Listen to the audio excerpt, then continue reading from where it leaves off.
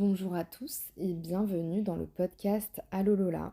On se retrouve aujourd'hui pour un nouvel épisode sur les relations à distance. Ça fait super longtemps qu'on ne s'est pas parlé.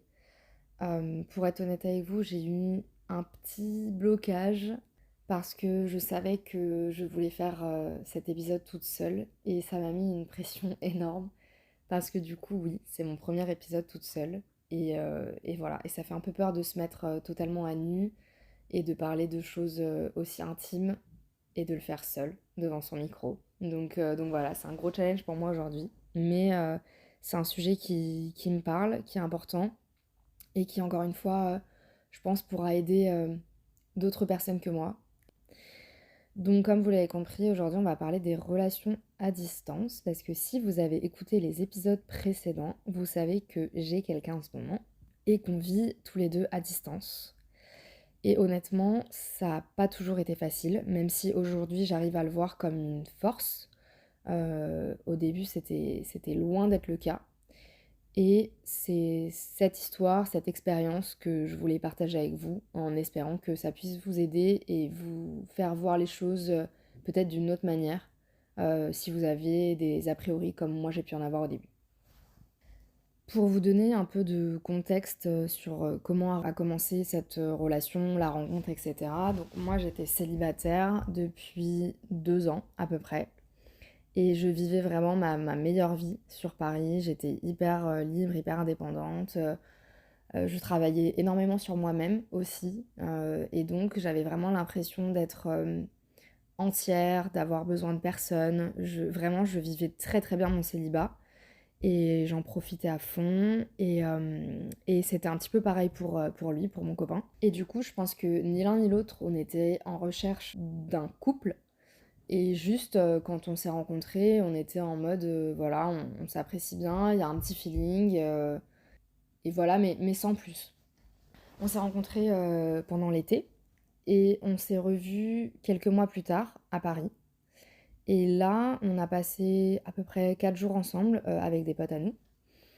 Et honnêtement, de mon côté, ça a été un petit coup de cœur. Et c'était la première fois en 2 ans que je ressentais ça, où j'avais vraiment l'impression que il était hyper intéressant et que ça valait peut-être la peine de creuser un petit peu. Même si pendant les 2 dernières années, j'avais rencontré pas mal de personnes, j'avais jamais ressenti ça jusqu'à présent. Sauf que moi, j'habite à Paris, lui, il habite dans le sud. Et genre 3 jours après notre petit week-end à Paris, je partais un mois à Barcelone. Donc on s'était dit à ce moment-là que on verrait après Barcelone, que voilà, effectivement, il y avait eu un feeling et qu'on s'entendait bien et qu'on avait eu un petit crush mutuel, mais que comme je partais, il n'y avait pas de raison de quoi que ce soit, chacun fait sa vie et qu'on verrait quand je rentre. Et donc je suis partie à Barcelone. Et en fait, assez rapidement, on s'est beaucoup parlé, quasiment tous les jours, on s'appelait presque tous les soirs. Et on avait des vraies discussions, comme si finalement, comme si on était presque déjà ensemble, quoi. Donc c'était trop cool, mais ça faisait un petit peu peur. Et quand je suis rentrée, on s'est vu tout de suite. Je suis descendue dans le sud parce que j'avais besoin voilà, de savoir si tout ce qui s'était passé pendant que j'étais à Barcelone, c'était juste dans ma tête ou s'il y avait vraiment quelque chose entre nous. Et là, on a passé une semaine ensemble chez lui. Et en tout cas, de mon côté, ça a confirmé clairement le coup de cœur. Quand je suis rentrée à Paris, on s'est dit que voilà, qu'on tentait la relation, qu'on s'appréciait bien et qu'on avait tous les deux envie d'essayer, même si à la base, on n'avait pas super envie d'être en couple, ni l'un ni l'autre. Et en fait, c'est à partir de ce moment-là que ça a commencé à être assez compliqué, pour moi en tout cas, parce que on est très différents. Et pour moi, c'est la première relation que je vis à distance. J'ai pas du tout l'habitude, j'ai pas du tout les codes. Là où lui, il a déjà vécu une relation de 3 ans à distance. Et donc pour lui, c'est beaucoup plus facile. Alors que moi, vraiment, je découvre tout de la relation à distance et c'est très compliqué. Qu'est-ce qui est compliqué? Bah moi déjà, je suis quelqu'un de très tactile. Je ressens beaucoup les choses, les gens. J'ai besoin de connecter physiquement avec les personnes que je rencontre, autant en amour qu'en amitié. Et, Et donc du coup, ce manque de proximité physique, c'est quelque chose qui me pèse énormément au début. J'ai l'impression de ne pas réussir à apprendre à le connaître, comme il faut et de le connaître, vraiment, superficiellement. Ce qui est compliqué aussi, c'est la communication. Moi, je suis quelqu'un qui communique beaucoup, je parle énormément, je dis tout ce que j'ai sur le cœur, tout ce que j'ai dans la tête, et c'est ma personnalité, c'est un trait de caractère qui est comme ça, alors que lui, pas du tout. C'est quelqu'un qui a beaucoup de mal à se livrer et à parler en général, quand il a pas entièrement confiance, dans les personnes. Et vu que c'est le début de notre relation, bah, c'est totalement normal que voilà, qu'il ait pas 100 confiance en moi et qu'il y ait des choses qu'il ait pas envie de me dire, donc voilà. Mais du coup, pour moi, ça crée un fossé où j'ai l'impression de me livrer à quelqu'un qui est fermé. Même si, il me dit qu'il m'apprécie et cetera, il y a d'autres choses que j'ai besoin de savoir et que j'arrive pas à savoir. Et enfin, dernière chose vraiment difficile pour moi, c'est le manque. Quelque chose que j'ai jamais ressenti de ma vie à ce point-là. Où en fait, je suis chez moi et vraiment ça me fait mal au ventre tellement j'ai besoin d'être avec lui, tellement j'ai envie de le voir, tellement j'ai besoin de voilà, de passer du temps ensemble. Et j'arrête pas de me dire que c'est un début de relation, que c'est ce moment-là où on est censé, vraiment être ensemble physiquement et on peut pas parce que, on habite loin, que les billets de train ça coûte cher et qu'on a tous les 2 du travail, donc voilà. Quand même, au fur et à mesure, on communique de plus en plus, même si on communique pas sur, nos ressentis, on communique sur, nos problèmes, les choses qui vont pas et d'un côté comme de l'autre. Et on se met rapidement d'accord sur la fréquence, à laquelle on doit se voir parce que moi je lui dis clairement que si on se voit pas, voilà, au moins 2 fois par mois, ça risque d'être, impossible pour moi de continuer la relation. Et la chance que j'ai, c'est qu'à ce moment-là, moi, j'ai la possibilité de faire du télétravail avec mon entreprise et je viens une semaine par mois chez lui tous les mois. Donc pareil, ça, au début, c'est super bizarre, quoi. On se connaît à peine, on doit cohabiter ensemble, on doit vivre avec les habitudes de l'autre, c'est moi qui m'incruste chez lui. Pareil, c'est un peu des ajustements au début et c'est un peu particulier de, voilà, de se retrouver une semaine chez une personne que tu connais pas tant que ça finalement, même si on se connaît, de par le téléphone et de toutes les discussions qu'on a ensemble. Et il y a un autre aspect qui est super bizarre, et je sais pas si vous avez déjà vécu des relations à distance ou quoi, mais c'est quelque chose que moi j'ai vraiment ressenti.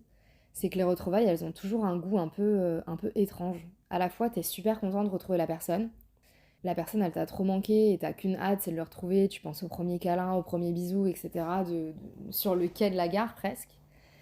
Mais en fait, à force de projeter les retrouvailles, ça se passe jamais comme prévu. Soit ton train il a du retard et du coup la personne elle est pas arrivée à l'heure, ou alors tu t'attendais à ce qu'il te retrouve sur le quai de la gare et en fait il te retrouve dans le hall de la gare. Et c'est tout bête, c'est rien, c'est qu'un détail, mais toi tu t'es projeté ces retrouvailles, t'avais hâte de ça. Et en fait le fait que y ait un petit élément qui soit modifié par rapport à ce que t'avais imaginé, des fois ça fait une sorte de frustration ou de gêne même, euh, qui, qui est hyper particulière parce que tu sais que tu as hâte de retrouver la personne, mais en tout cas au début, c'est toujours un peu bizarre. Et maintenant, je vous rassure, ça me le fait plus du tout parce que ça fait 1 an qu'on est ensemble et que j'ai l'habitude de partir, revenir, etc. Mais c'est vrai que dans les, je dirais, peut-être 4, 5 premiers mois, j'avais vraiment ce sentiment quand on se retrouvait où je savais jamais comment j'allais me sentir en arrivant et en le retrouvant, quoi. Ensuite, ce qui a été aussi difficile pour moi dans cette relation, c'était toute la partie à distance, donc entre les retrouvailles. Je fais tous les ans à peu près une sorte de dépression hivernale et je pèse vraiment mes mots. J'ai énormément de mal avec l'hiver à Paris, le froid, le manque de lumière surtout. Et c'est quelque chose qui me pèse énormément dans mon moral au quotidien. Et on s'appelait souvent en visio avec mon mec. Et en fait, le fait de voir que lui, il était au soleil sur la plage en février et que moi, j'étais sous ma couette avec 2 degrés et un ciel gris, n'ayant pas vu un brin de lumière depuis 3 mois à Paris, c'était extrêmement difficile à vivre pour moi. J'avais une sorte de jalousie malsaine qui ne faisait que me rappeler à quel point à Paris il faisait moche et à quel point c'était dur à vivre pour moi. Et donc en fait, à la fin, j'avais presque même plus envie qu'on s'appelle en visio parce que je supportais pas de voir, le soleil chez lui, alors que moi, je vivais super mal, le mauvais temps à Paris. Et évidemment que déjà à l'époque, j'avais des sentiments pour lui et j'étais trop contente pour lui qu'il passe des journées comme ça et cetera. Mais je sais pas si vous voyez quand on n'est pas bien et qu'on est triste et qu'on est mal dans sa peau et cetera, bah, des fois on n'a pas envie de voir, le bonheur des autres et à quel point eux, ils en profitent. Et c'était un peu ça que je ressentais et donc c'était un peu double peine, quoi. Je culpabilisais de ressentir ça et en même temps, je pouvais pas m'en empêcher de le ressentir parce que je vivais tellement mal, moi, mon hiver à Paris, que c'était trop difficile. Donc ça, c'est la première chose. Et après, il y a eu un autre truc qui s'est vraiment manifesté très très fort chez moi. C'est la fear of missing out, donc FOMO comme on dit plus couramment. C'est vraiment la peur de manquer des choses. Donc dès que je suis à Paris, je manque les événements que lui, il vit dans le sud avec ses potes et nos potes parce qu'on a aussi des potes en commun. Et donc à chaque fois, il y a les photos qui passent, il y a les invitations qui passent et moi je sais que je vais pas pouvoir être là, etc. Donc c'est hyper difficile à vivre. Et d'un autre côté, à chaque fois que je suis dans le sud, je rate aussi les événements qui se passent à Paris avec mes potes à moi. Et donc ça a été un long processus de deuil à faire, de me dire je vais toujours rater des choses, que je sois dans le sud ou que je sois à Paris, il y a forcément des moments où les gens vont se réunir, des gens que j'aime, des gens avec qui j'ai envie de passer du temps et des gens avec qui j'ai envie de vivre ces événements-là, mais moi je pourrais pas y être. Et donc au début c'était vraiment très très compliqué pour moi. Et des fois limite je préférais voilà ne pas parler ne pas lui parler pendant qu'il était à ses soirées et tout, parce que ça me faisait trop de la peine de me dire que j'étais en train de manquer ces soirées-là. Et ça peut paraître hyper enfantin, hyper puéril, ce genre de réaction, mais voilà, déjà, il me manquait terriblement parce qu'on était loin l'un de l'autre et tout ça, et donc de savoir qu'il vivait tous ces moments sans moi, alors que j'aurais adoré être là et que j'avais ma place, c'était vraiment douloureux. Et donc ça réveillait des réactions, voilà, des réactions bah, enfantines, quoi, finalement. Dans les autres choses qui ont été un peu compliquées pour moi à vivre dans la relation à distance, le fait d'apprendre à se connaître en étant loin, ça c'est vraiment quelque chose qui m'a beaucoup frustrée au début. Et puis ensuite j'ai vraiment relativisé et je me suis rendu compte que c'est pas parce qu'on apprenait à se connaître au téléphone ou en visio ou par SMS qu'on n'apprenait pas à se connaître, c'était aussi une façon d'apprendre à se connaître. Et enfin, il y a quelque chose que j'ai vraiment ressenti, mais ça c'était tout au début. Désolée pour la chronologie, j'espère que vous arrivez à suivre. C'est que j'avais vraiment l'impression d'avoir que les mauvais côtés de la relation. C'est-à-dire qu'à Paris, j'étais toute seule physiquement. Si j'avais quoi que ce soit, si j'avais besoin d'aide physiquement, bah, il n'était pas là, je dis n'importe quoi, mais pour un déménagement, pour réparer quelque chose qui est cassé chez moi et que j'arrive pas à faire toute seule, pour aller chercher un truc en voiture, je déteste conduire pour information, pour aller chercher un truc en voiture, genre le Bon Coin, à l'autre bout de Paris, enfin en fait je sais pas, toutes ces petites choses-là du quotidien où ça fait du bien d'avoir quelqu'un à tes côtés et donc pour lesquels t'es content d'être en couple à ce moment-là, bah moi je les avais pas parce que lui il était à distance. Et d'un autre côté, bah je pouvais plus faire de date parce que j'étais en couple, j'avais plus d'affection physique parce que j'étais en couple, et donc j'avais vraiment l'impression que je récoltais que les contraintes du couple, où bah tu dois être fidèle, tu dois t'engager dans la relation, tu dois t'impliquer émotionnellement, physiquement, financièrement aussi, vu que c'est quand même assez cher d'avoir une relation à distance. Et en me disant derrière, déjà si ça se trouve ça va même pas fonctionner, et en plus, moi je souffre de tout ça, quoi. Toutes ces contraintes, toutes ces choses dont je me prive, est-ce que j'ai vraiment envie de me priver de tout ça? Pas parce que ça me manquait d'être célibataire, d'être libre, et cetera, mais plus parce que je me disais: «Mais en fait, être en couple, pour moi, il y a aussi le fait d'être là, présent physiquement», et donc en fait, si j'étais avec quelqu'un en couple, mais qui habitait à Paris, bah, j'aurais pas toutes ces problématiques, et donc c'était plus dans ce sens-là que j'avais l'impression de me priver de quelque chose que quelqu'un qui habitait à Paris pourrait m'offrir, alors que lui ne pouvait pas me l'offrir. Donc ces réflexions, je les ai eues quand même pendant plusieurs semaines, jusqu'à ce que voilà, je me rende compte qu'il en valait carrément la peine et que c'était une situation qui allait être provisoire et que donc ça ce serait pas pour toute la vie, quoi. Et ça me fait une belle transition pour vous dire du coup qu'est-ce qui m'a aidé à relativiser et qu'est-ce qui m'a aidé à me rendre compte que bah, tout ça, ça en valait la peine. Au fur et à mesure de cette relation, on s'est ajusté. On a appris à mieux se connaître, à mieux communiquer aussi, même à distance. J'ai commencé petit à petit, plus je prenais du recul, plus j'avançais dans la relation, à voir tous les côtés positifs que ça avait eu de faire cette relation, de débuter cette relation à distance. Par exemple, le premier côté positif que j'ai pu noter, c'est que je ne suis pas tombée dans la dépendance affective. Alors, la dépendance affective, je ne suis pas psychologue, thérapeute, etc. Donc, je ne saurais pas vous donner une définition exacte, mais en tout cas, je peux vous dire de mes expériences précédentes, un peu les signes qui se reflétaient chez moi. Je faisais tout en fonction de la personne. C'est-à-dire que j'organisais mon emploi du temps en fonction de l'autre, et d'être disponible au moment où il allait potentiellement être disponible. Et le fait d'être à distance, bah, tu peux pas faire ça. Tu peux pas faire ça parce que sinon tu restes toute la journée dans ton lit à attendre que la personne t'appelle le soir et tu ne fais rien et c'est invivable. Donc le fait d'être à distance, ça m'a obligée à continuer ma vie normalement en adaptant certaines choses juste pour qu'on puisse se parler et s'appeler plusieurs fois dans la journée ou autre. Mais ça m'a obligée à continuer ma vie, continuer à voir mes potes, continuer à, ouais, à être moi finalement, sans que ma relation impacte sur ce que j'avais déjà construit et ce que j'avais déjà mis en place dans ma vie actuelle. Dans mes expériences passées, dans mes relations précédentes, je suis quelqu'un de très passionnel.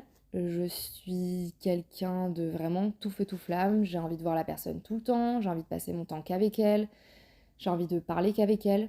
Et donc du coup, j'avais tendance à un peu m'enfermer dans mes relations. Pas qu'un peu même, je pense qu'on peut dire carrément m'enfermer dans mes relations.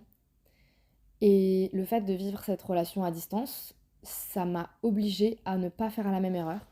Et honnêtement, ça a été, je pense, un des plus beaux cadeaux du début à distance. Parce que je ne suis pas tombée dans le piège. Et peut-être que même sans la relation à distance, j'aurais pas fait ça parce que j'avais travaillé sur moi-même, que j'avais avancé dans ma vie, que j'avais grandi, que j'avais compris certaines choses. Mais je pense quand même que ça a énormément aidé et que sans ça, j'aurais plus difficilement vécu la relation que j'ai aujourd'hui. La deuxième chose, c'est le fait de construire la relation doucement. Et ça, c'est vraiment extrêmement précieux pour moi aujourd'hui. Comme je le disais, avant, j'étais dans des relations hyper passionnelles, hyper fusionnelles, où en fait tout allait très vite, mais trop vite peut-être. Ma dernière relation, j'ai emménagé avec lui au bout de 2 semaines. C'était un contexte particulier, donc pas de regret, mais quand même 2 semaines, c'est très rapide. Et là, ben, en fait, un déménagement, ça se fait pas comme ça quand on traverse la France de long en large pour déménager. Ça se réfléchit, ça se pense à 2 fois. Donc la relation, elle a dû se construire vraiment tout doucement. Ça fait 1 an qu'on est ensemble, on discute d'emménager ensemble, mais c'est pas pour tout de suite non plus. On a fait des projets dans l'ordre. D'abord, des week-ends ensemble, des vacances ensemble, en France, à l'étranger, etc. Enfin, en fait, toutes les étapes se sont passées petit à petit. C'est pareil pour les parents. On n'a pas rencontré nos parents respectifs tout de suite. Et je trouvais ça cool de prendre son temps et vraiment de construire la relation et de tomber amoureux doucement, quoi, finalement. Ensuite, ça m'a aussi appris à gérer le manque et la séparation, chose qui était extrêmement difficile pour moi avant et que je vis beaucoup mieux depuis ces derniers mois parce que voilà, je sais qu'on va se retrouver, je sais que c'est pas pour toujours. Et puis j'arrive à, quand je rentre à Paris, de me dire bah c'est cool, j'ai aussi des choses chouettes qui m'attendent à Paris, etc. etc.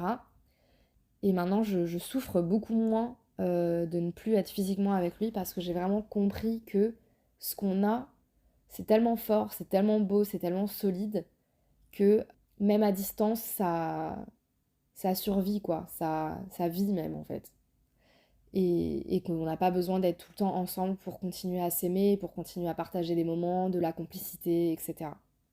Ensuite, quelque chose qui est super cool, c'est que grâce à mon télétravail, je vous ai dit que j'allais 1 semaine par mois chez lui. Et donc en fait, on a déjà appris à vivre ensemble tout au long de cette année. On a passé minimum 1 semaine par mois ensemble. Cet été, je suis même descendue 1 mois dans le sud, 1 mois complet.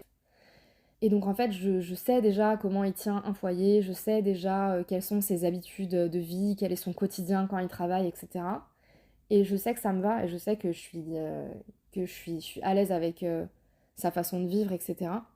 Ça, c'est un point qui est hyper important, mine de rien, parce qu'il y a beaucoup de couples qui, quand ils emménagent ensemble, c'est une grosse étape et ça peut provoquer des tensions, des blocages, des incompréhensions aussi et on peut, avoir l'impression de tomber un peu de haut quand on emménage avec une personne et nous, je ne pense pas qu'on aura, autant de difficultés à emménager ensemble parce qu'en fait, on a déjà pris l'habitude de vivre ensemble.